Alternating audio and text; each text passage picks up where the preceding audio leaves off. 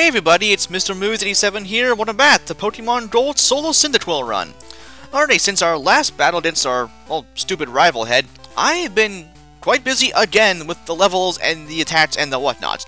Blazer's now up to level 30, and picked up one of his most useful attacks in the game, amongst a few others actually. Let's go over his stats here real quick as I do so. Almost level 31 there.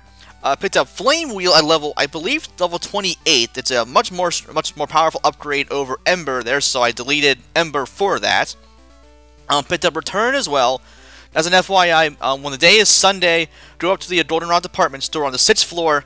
There will be a woman at the counter there who will measure the happiness rating of your Pokemon in your lead spot, in my case, Cyndaquil, of course.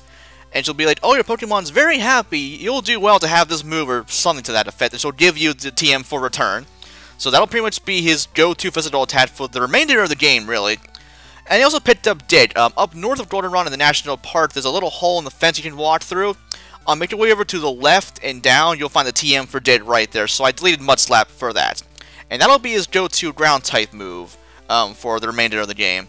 I use it here and there. I wish I could use Earthquake, but unfortunately Cyndaquil can't learn Earthquake. That'd be awesome if he could, but unfortunately he can't. So there's that. You also have note I caught a Paris earlier in the Islet's Forest, mainly for cut, so there's that. Also at the Goldenrod market there, I bought 30 fresh waters. They heal 50 HP, only 200 bucks a piece, so I stocked up a bunch of those. Excuse me.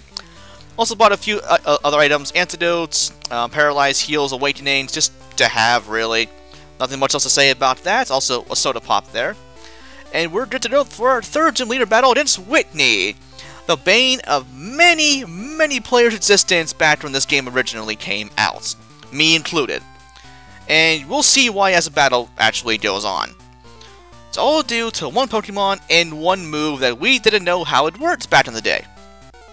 Whereas nowadays, well, we do, and Whitney isn't really so bad anymore. But back then in 1999 when this game came out, yeah, she was a bitch and a half. Anyway, first Pokemon here, Clefairy. Pure normal type. This is before the whole fairy nonsense showed up here. Clefairy isn't much to worry about, really. He does have, she does have Metronome.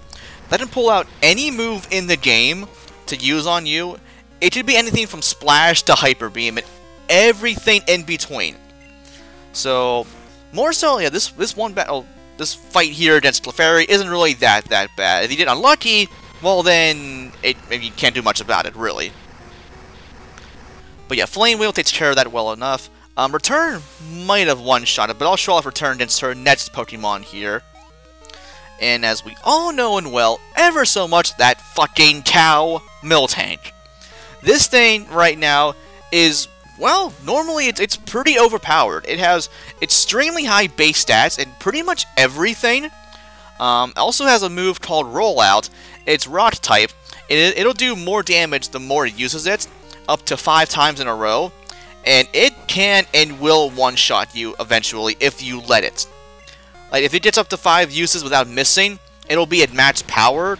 Any Pokemon you swap in afterwards, if your first Pokemon dies, they will probably die too. Pompey, be quiet. But yeah, unfortunately, a Rollout does a lot of damage here against Blazer, but thankfully I have Flame Wheel, so it's not too much to worry about here. But yeah, this fight back in the day, we didn't know how Rollout worked until like later on, and it was downright brutal. Nowadays, though, yeah, we know how it works, so Whitney isn't quite as hard as she used to be back then. Anyway, there's stats by the way there. Yeah, starting to more so gear towards special attack now for Blazer, as he generally does, as he gets higher in levels there. But yeah, that moveset, by the way, that's pretty much going to be my final moveset, by and large.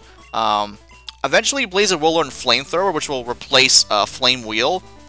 And then, yeah, Return's here to stay, as is Headbutt. And I think Dig will be around for the entire game as well, I'm pretty sure. And yeah, here's also kind of a dick move back then. She's a sore loser and doesn't give you your badge right away when you beat her. She's like, where? I lost. Where? Yeah, your hard-fought battle, and then you don't get your badge right away.